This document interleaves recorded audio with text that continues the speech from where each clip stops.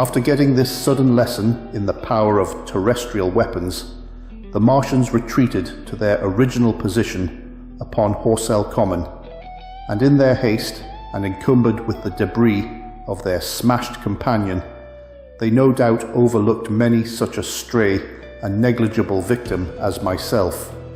Had they left their comrade and pushed on forthwith, there was nothing at that time between them and London but batteries of 12-pounder guns, and they would certainly have reached the capital in advance of the tidings of their approach, as sudden, dreadful, and destructive their advent would have been as the earthquake that destroyed Lisbon a century ago.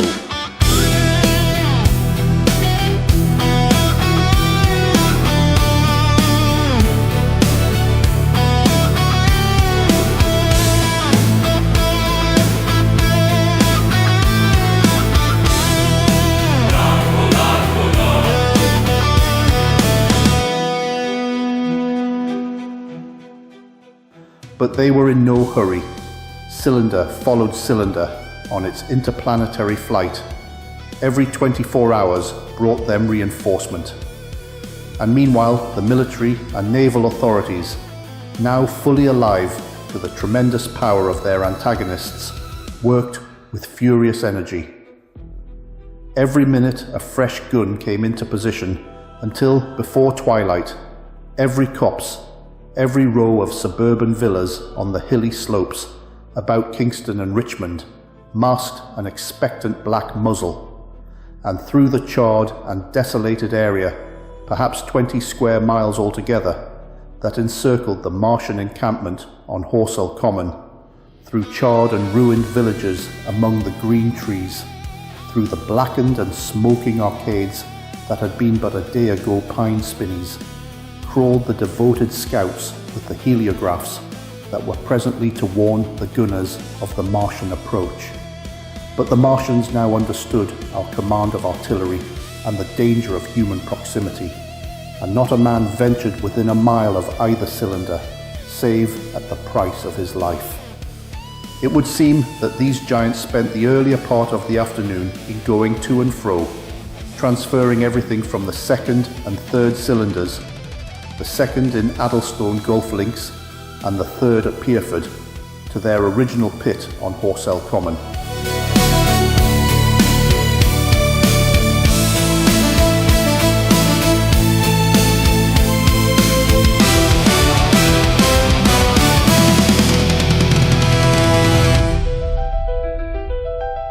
Over that, above the blackened heather and ruined buildings that stretched far and wide, stood one as sentinel, while the rest abandoned their vast fighting machines and descended into the pit.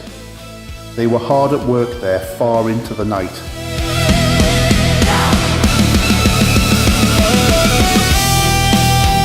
And the towering pillar of dense green smoke that rose therefrom could be seen from the hills about Merrow, and even, it is said, from Banstead and Epsom Downs.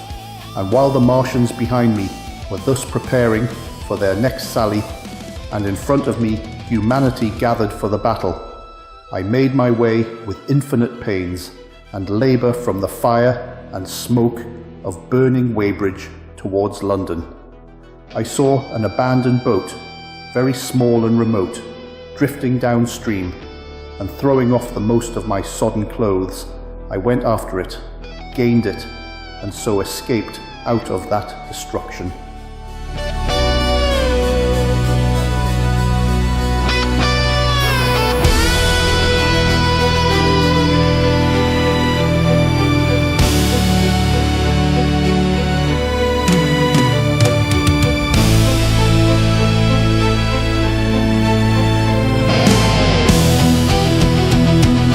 There were no oars in the boat, but I contrived to paddle, as well as my parboiled hands would allow, down the river towards Halliford and Walton, going very tediously and continually looking behind me, as you may well understand.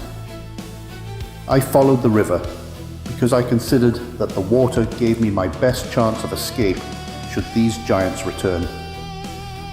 The hot water from the Martians' overthrow drifted downstream with me, so that for the best part of a mile I could see little of either bank. Once, however, I made out a string of black figures hurrying across the meadows from the direction of Weybridge. Halliford, it seemed, was deserted, and several of the houses facing the river were on fire. It was strange to see the place quite tranquil, quite desolate under the hot blue sky, with the smoke and little threads of flame going straight up into the heat of the afternoon. Never before had I seen houses burning without the accompaniment of an obstructive crowd. A little farther on, the dry reeds up the bank were smoking and glowing, and a line of fire inland was marching steadily across a late field of hay. For a long time I drifted, so painful and weary was I after the violence I had been through, and so intense the heat upon the water.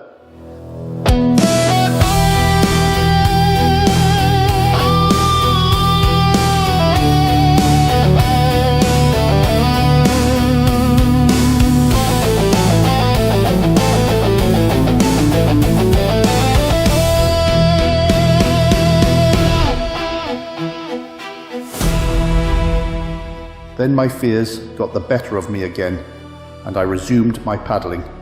The sun scorched my bare back. At last, as the bridge at Walton was coming into sight round the bend, my fever and faintness overcame my fears, and I landed on the Middlesex bank and lay down, deadly sick, amid the long grass. I suppose the time was then about 4 or 5 o'clock. I got up presently, walked perhaps half a mile without meeting a soul, and then lay down again in the shadow of a hedge.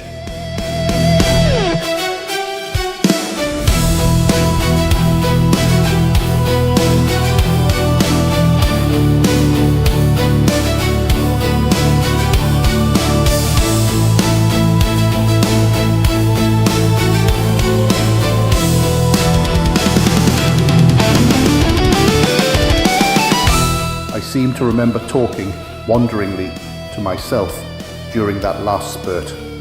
I was also very thirsty and bitterly regretful I had drunk no more water.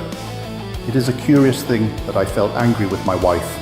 I cannot account for it, but my impotent desire to reach Leatherhead worried me excessively. I do not clearly remember the arrival of the curate, so that probably I dozed. I became aware of him as a seated figure in soot-smudged shirt sleeves, and with his upturned, clean-shaven face staring at a faint flickering that danced over the sky. The sky was what is called a mackerel sky, rows and rows of faint down plumes of cloud, just tinted with the midsummer sunset. I sat up, and at the rustle of my motion, he looked at me quickly. "Have you any water?" I asked abruptly. I drifted down river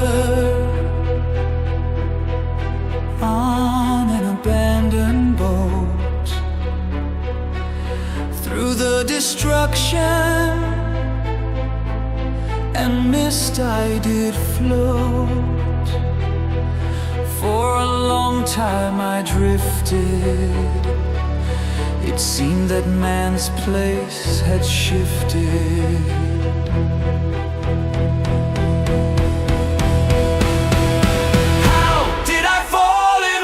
Curate, his mind was gone, it was too late, but somehow I fell in with the curate. Can't clearly remember the arrival of the curate. His mind was gone, it was too late.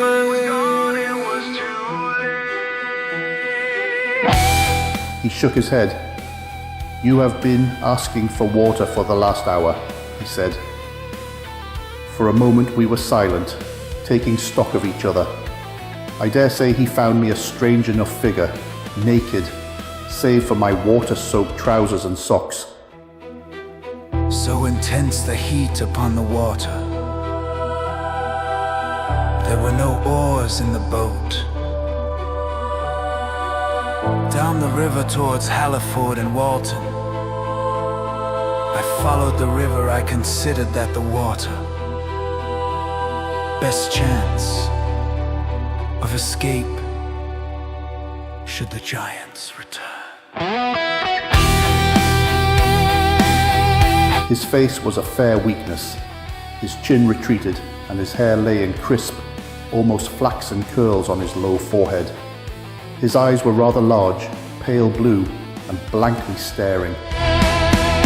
How did I fall in with the curate? His mind was gone, it was too late. But somehow I fell in with the curate. Can't clearly remember the arrival of the curate. His mind was gone, it was too late.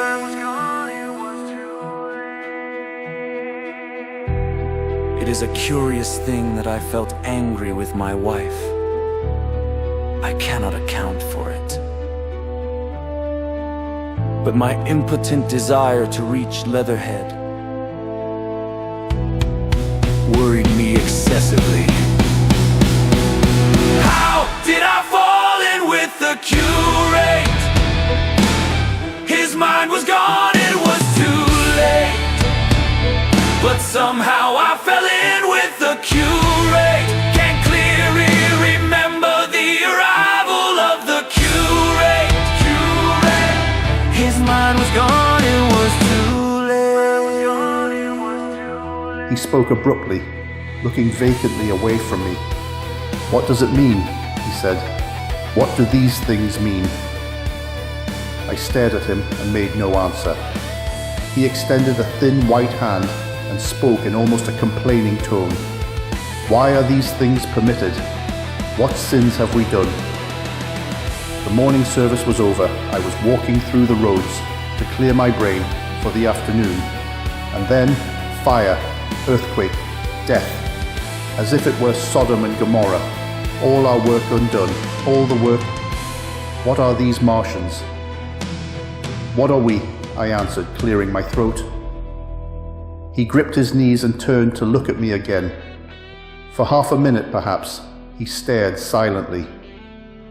"I was walking through the roads to clear my brain," he said, "and suddenly, fire, earthquake, death." He relapsed into silence, with his chin now sunken almost to his knees. Presently he began waving his hand. "All the work, all the Sunday schools. What have we done? What has Weybridge done? Everything gone, everything destroyed. The church. We rebuilt it only 3 years ago. Gone. Swept out of existence. Why?"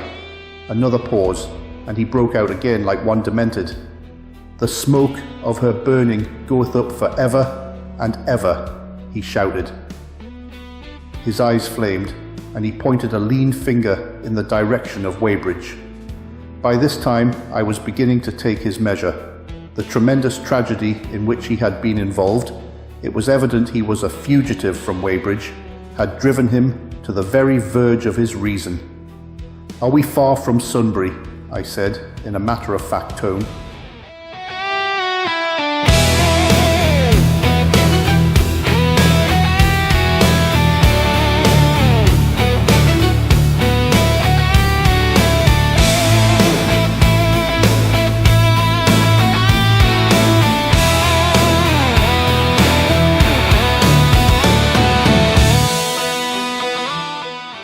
"What are we to do?" he asked. "Are these creatures everywhere? Has the earth been given over to them? Are we far from Sunbury? Only this morning I officiated at early celebration." "Things have changed," I said quietly. "You must keep your head. There is still hope." "Hope? Yes, plentiful hope for all this destruction." I began to explain my view of our position. He listened at first, but as I went on, the interest dawning in his eyes gave place to their former stare, and his regard wandered from me. "This must be the beginning of the end," he said, interrupting me. "The end."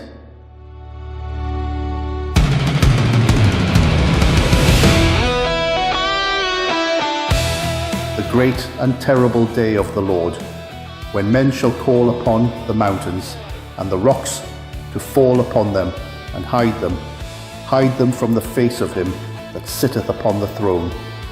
I began to understand the position. I ceased my laboured reasoning, struggled to my feet, and standing over him, laid my hand on his shoulder. "Be a man," said I. "You are scared out of your wits. What good is religion if it collapses under calamity? Think of what earthquakes and floods, wars and volcanoes have done before to men. Did you think God had exempted Weybridge? He is not an insurance agent." For a time he sat in blank silence. "But how can we escape?" he asked suddenly. "They are invulnerable. They are pitiless." "Neither the one nor perhaps the other," I answered. "And the mightier they are, the more sane and wary should we be. One of them was killed yonder not 3 hours ago." "Killed," he said, staring about him. "How can God's ministers be killed?"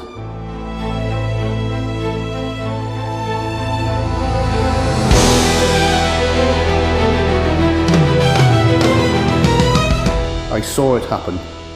I proceeded to tell him. "We have chanced to come in for the thick of it," said I, "and that is all." "What is that flicker in the sky?" he asked abruptly.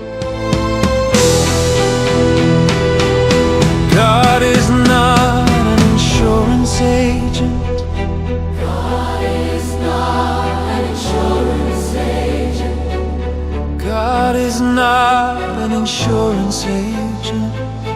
God is not an insurance agent. How did I fall in with the curate?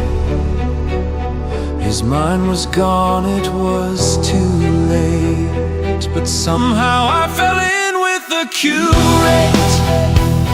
Can't clearly remember the arrival of the curate. His mind was gone, it was too late. His mind was gone, it was too late.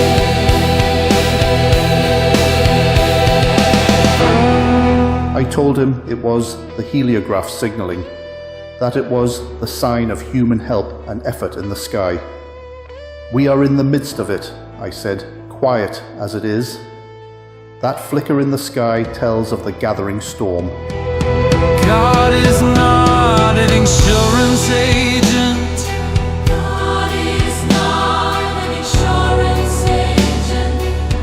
God is not an insurance agent. God is not an insurance agent. Yonder, I take it, are the Martians, and Londonward, where those hills rise, about Richmond and Kingston, and the trees give cover.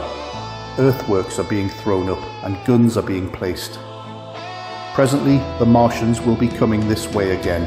How did I fall in with the curate? His mind was gone, it was too late. But somehow I fell in with the curate. Can't clearly remember the arrival of the curate. His mind was gone, it was too late.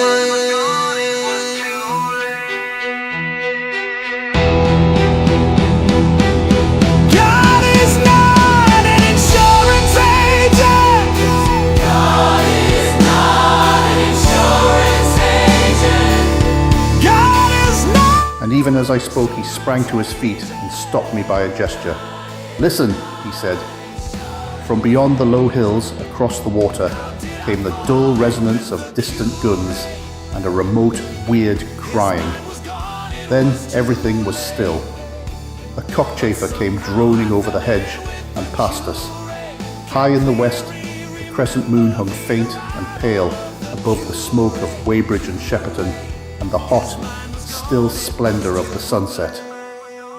"We had better follow this path," I said, "northward."